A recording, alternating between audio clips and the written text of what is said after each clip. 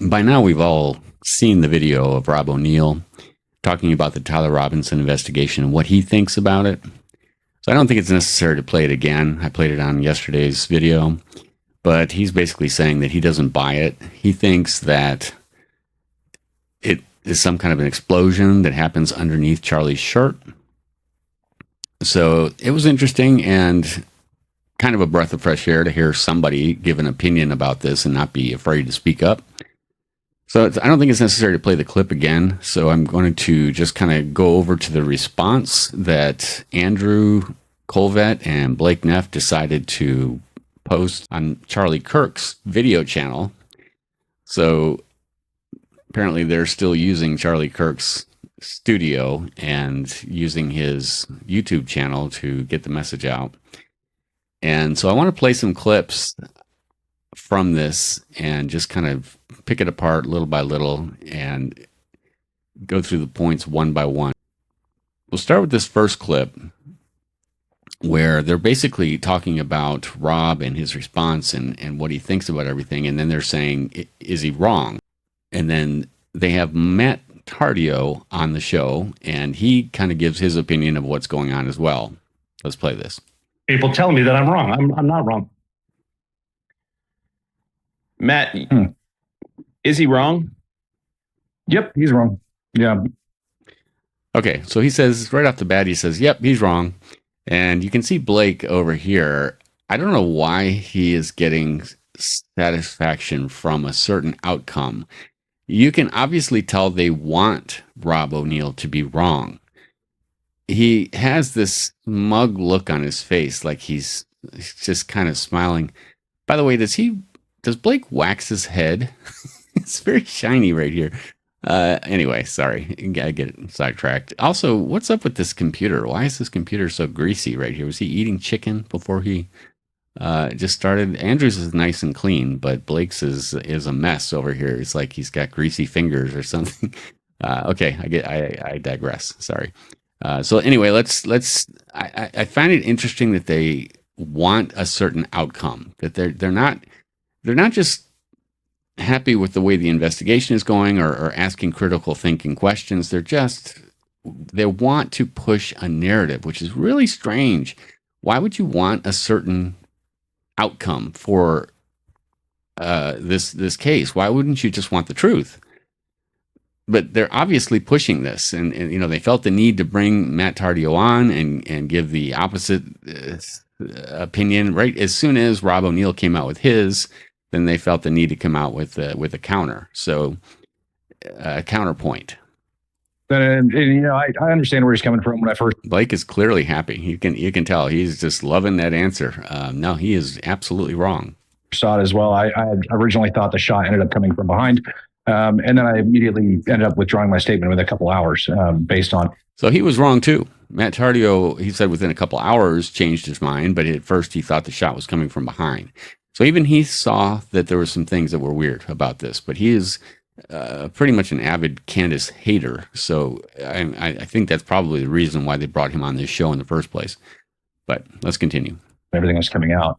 I have any experience in shooting people. That's not an excuse for saying that I haven't seen anybody's shirt come up like that. Most of the time, that's not exactly what you're paying attention to when you're in the middle of business. But yes, he is dead wrong in all of those statements that he's making, minus that, it looks off. But once you understand terminal ballistics, you start to understand what actually ended up happening after that. And, going through military sniper courses, you get a lot on internal and external ballistics, what the projectile is doing inside of the rifle once it leaves the rifle and it's flying through the air. But once it ends up going over and impacting your intended target, that's where things start to get a little bit wonky. And there is not a lot of information that's out there on it, but there is also a lot of information out there if you know where to look. Wow. So, okay. It's a lot of words to say that once the bullet comes out of the gun and it hits something, that's when the predictability of what it's going to do goes crazy. That's all he said in all those words. So, it's interesting. Okay. Specifically when it goes down to these types of rifle cartridges and what ended up happens when they impact flesh. So, Matt, let's dive into that, because a lot of the weird theories, they've kind of taken two, I'd say, the core strands, people essentially claiming the bullet, the 30-06 round, would not be capable. It would have to leave an exit wound, and so therefore, the wound that killed Charlie could not come from that. And then that's enough right there. That is what, okay, you can say that there's 1% of people out there, experts out there, if you want to call them experts, but 1% of them will say that there could have been a situation where there was no exit wound. Okay, well, that's not good enough for me. I need more than 1%. And that's about all I'm hearing out there. I'd probably have trouble to find that, but... So people, again, they're fixating on T-shirts and how it exploding moves mics to suggest, exploding microphones would do this. So, well, when you see the T-shirt, obviously poof forward and backward, and there's no hole in the shirt. It's just blowing around. Like if a bullet went in there, then it would have there'd be a visible hole. And also, if they're sticking with this theory that it hit his neck, then what they're trying to say, I guess, that the bullet flying into his neck, that the compressed air shot down his T-shirt and made his shirt do that weird thing back and forth like it did. So I don't buy it. I guess that's what your post on X that we saw dove into. Can you dissect some of the science, the unfortunate grisly science here, of why we can be confident that it was a bullet acting the way a bullet would that caused this all to happen? Yeah, so we can go ahead and we can get rid of the exploding microphone theory right off the bat. That got revived. No, you can't. You haven't said anything to convince me that you can just get rid of that right off the bat. No, sorry. No, it's going to take more than that. By a man goes by the name of John Bray. Thoroughly debunked him. People are welcome to go to my X profile and take a look at the work. At the end of the day, even half a gram of petin, the amount of petin that's in there in a shaped charge, explosives work equally, right? They're basically omnidirectional when they end up going off. And that little... Okay, so maybe it wasn't petin. Maybe it was something else. Is it possible there's something else that can cause that to happen that's not petin? Is that the only thing in the whole world? I'm sure that it was debunked by John Bray or whoever you said it was, but could it be something else? I mean, what did they use to kill the terrorists with the pagers, the exploding beepers? What was used in that? Was that petin? Was that something else? I mean, I don't know. I don't know the answers. I'm just asking the questions. So you can debunk one thing, but that seems to be what you guys are good at. You pick one thing out that you know you can debunk, and then you harp on that. But what about all the other possibilities? There's no other possible explanation, no other type of explosive that it could be. That's the only one in the world? Half gram of petin ends up exploding into a gaseous space of about 400 cubic inches instantaneously at over 8,000 meters a second. That means that little plastic microphone underneath the shirt would have instantly been gone long before anything ended up reaching his neck. It had blown a hole in his shirt easily the size of that microphone. Okay, spending all this time talking about how it's not petin. Again. Okay, so maybe it's something else. And there'd be clear signs of some damage to his tissue. So that within itself didn't happen. All right, we can just start off there. A shaped charge is not a magical charge. It's been around since the late 1800s. All right, and it's been which is why I think there might be something a little more updated in play here. I think that they could have used something else, a little more modern than something they used in the 1800s. I mean, that's just so... people, it's unbelievable, really. Studied ever since. All right, it's used in RPGs. It's used in lots of different things in the defense industry. If there was a way to focus all the explosive energy into a scene. Okay, well, that's enough of that. I think that that's pretty obvious that. Okay, so maybe it isn't petin, possibly. I don't even know that, but if what he's saying is true, then maybe it's not that, but it could be something else. All right, let's take a look at this next clip where Andrew and Blake are both kind of talking about the reasons why they're doing this. And let's take a listen. To the audience, I'm sorry that we're talking about this candidly. We talked about it a lot during the preliminary hearing. It's an unfortunate thing that we have to do because there are, and again, I'm not trying to disrespect Rob O'Neill's service. I have a great respect for his service to the country. But this becomes fuel that is then taken and they run with it. And next thing you know, Erica Kirk's being accused of something heinous. Okay. So this is the reason why they're doing this, because Erica Kirk is going to get accused of doing something heinous.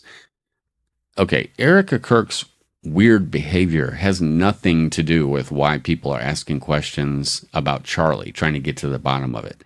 Now, her odd behavior adds to a bunch of weirdness that's going on along with your weird behavior, but that's not to say that everybody's directly involved in what happened that day.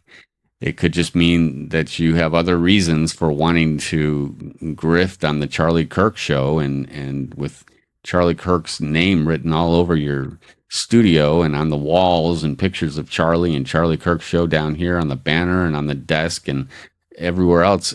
I mean, maybe you just want to keep that going as long as possible. It doesn't mean you had anything to do with anything. People can think more than one thought at one time. I think that's what you don't realize. Okay.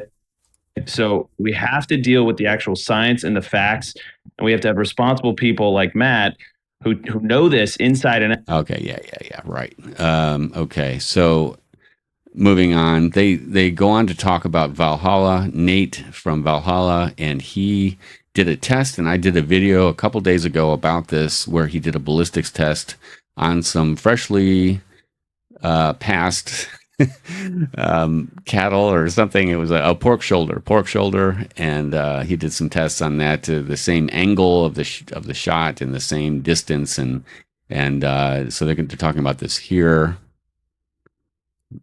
Okay. From a guy named Valhalla, I guess, who's you're aware of who this person is. I'm not. He's trying to emulate, I guess, the angle, the trajectory, the caliber of round with a pig. Why don't you explain what we're about to see and what you actually think the takeaways are from this? Yeah, so I actually had a phone call with, his name's Nate. So I actually had a phone call with Nate the other day and talked to him specifically about this. Nate's stance on this, contrary to how everybody likes to spin it, is he actually does think that there is a chance that it could have stopped in the neck, particularly after doing this. That's important right there. Now, I don't know Nate, and I don't know if this is true or not, but if he's saying that Nate from Valhalla is saying there's a possibility that a 30-06 stopped in somebody's neck, I would be really, really surprised. And I'll be happy to eat my words if this turns out to be true. But I would be pretty surprised if he said, yeah, there's I mean, I guess if you look at it from the point of view of, well, yeah, it's possible.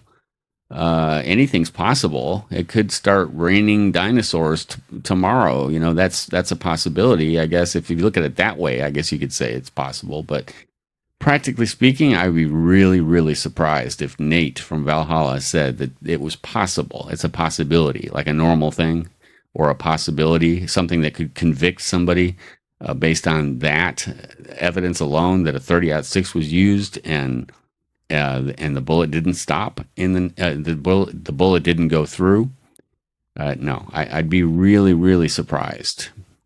Now, this animal itself has been gutted. All right, it has been gutted prior to it. It was freshly killed, but it has been gutted.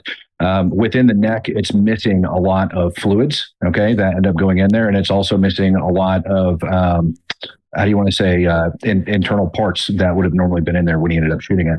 The one big takeaway that he ended up saying, actually, in my opinion, goes to validate the paperwork that I actually ended up publishing, which shows within the first 4 inches, and you're going to hear this out of Nate's mouth, you know, at some point in this video, if you guys go watch it, within those first 4 inches, it actually ends up dissipating most of the energy within it. Now, that's without the fluid. And fluid in the first 4 inches, it ended up dissipating most of the energy. I don't think his neck is 4 inches.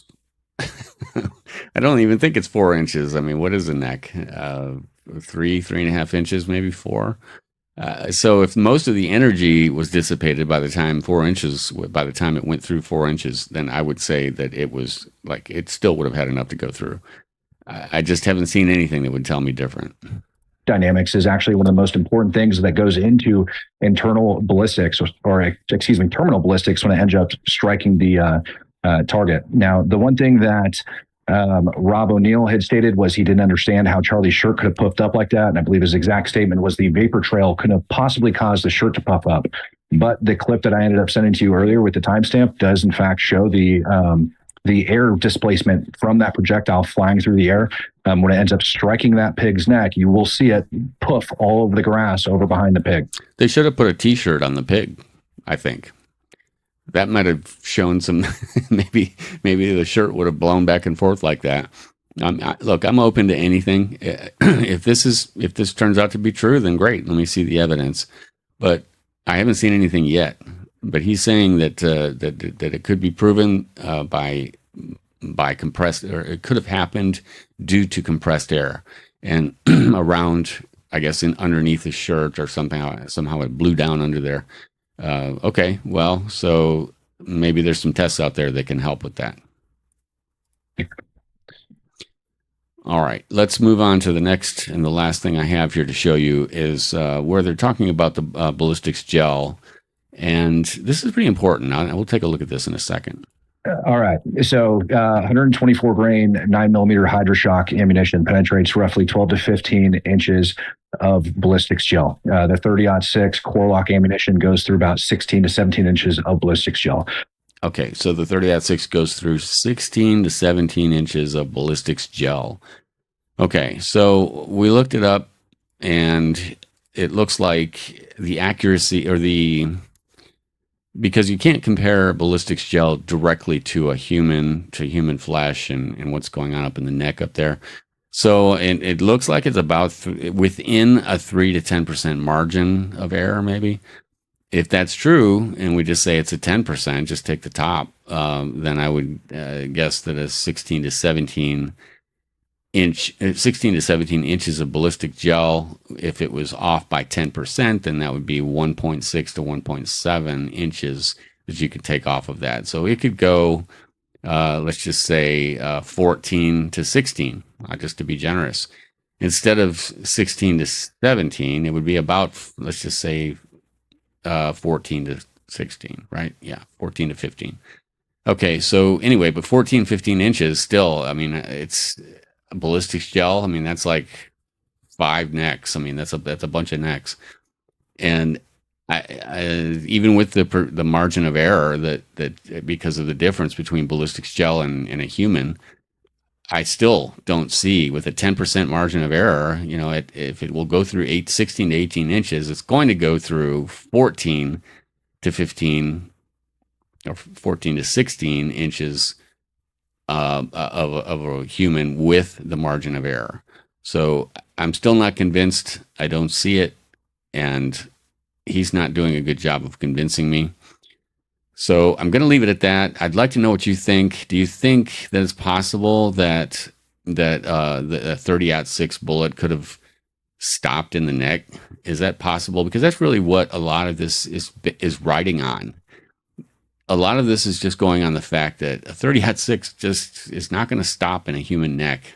It's just not going to do it. Along with all the other abnormalities and anomalies that are going on, it's just too off. The whole thing is too off. I don't believe it. It's my opinion. I want you to leave your comments below if you have an opinion about this. And I do appreciate you watching. Like and subscribe if you like the content of the videos. I appreciate you watching today. Thanks a lot. You guys have a good one.